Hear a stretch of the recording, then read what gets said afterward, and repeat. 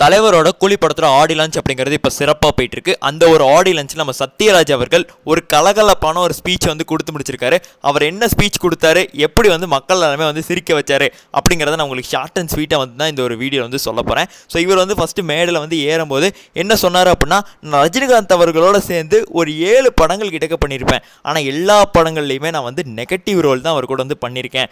But ஆனால் அதுக்கடுத்து வந்து எங்கள் 2 பேருக்குள்ள ஒரு நிறைய பிரச்சனை போயிட்டு இருந்தது. ஸோ அதெல்லாமே நீங்களே கேள்விப்பட்டிருப்பீங்க, சோஷியல் மீடியாஸில் பார்த்துருப்பீங்க.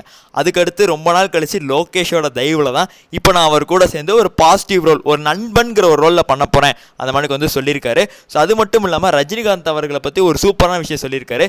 ஒரு மனுஷன் ஸ்டைலாக இருக்கலாம், அதுக்குன்னு இப்படியா, ஒரு மனுஷன் நிற்கும் போது ஸ்டைலாக இருக்கலாம், பேசும்போது ஸ்டைலாக இருக்கலாம், இல்லை வேறு ஏதாவது வேலை செய்யும் போது ஸ்டைலாக இருக்கலாம். ஆனால் ரஜினிகாந்த் அவர்கள் தூங்கும் போது கூட ஸ்டைலாக இருப்பார் சொல்லியிருக்காரு. இது ரஜினிகாந்த் அவர்கள் சிரிக்க அரங்கமே சிரிக்க சொல்லி ஆடியன்ஸ் எல்லாமே கலகலன்னு சொல்லி செம்மையாக வந்து பேசியிருந்தாப்புல. ஸோ அங்கே என்ன நடந்தது அப்படிங்கிறத இப்போ உங்களுக்கு அப்படியே வீடியோ இல்லைனாலும் அப்படியே உங்களுக்கு வந்து காட்டியிருப்பேன். ஸோ இதே மணிக்கு எல்லா ஸ்பீச்சும் நம்ம வந்து காட்ட தான் போகிறோம். ஸோ அதுக்கு நீங்கள் வந்து சப்ஸ்கிரைப் பண்ணுங்கள். தம்மையெல்லாம் பார்த்துட்டு உள்ளே வராதிங்க, உள்ளே நிறைய விஷயங்கள் வச்சுருப்போம். ஸோ அதனால் தம்மையில் அத்தனையும் சொல்ல முடியாது.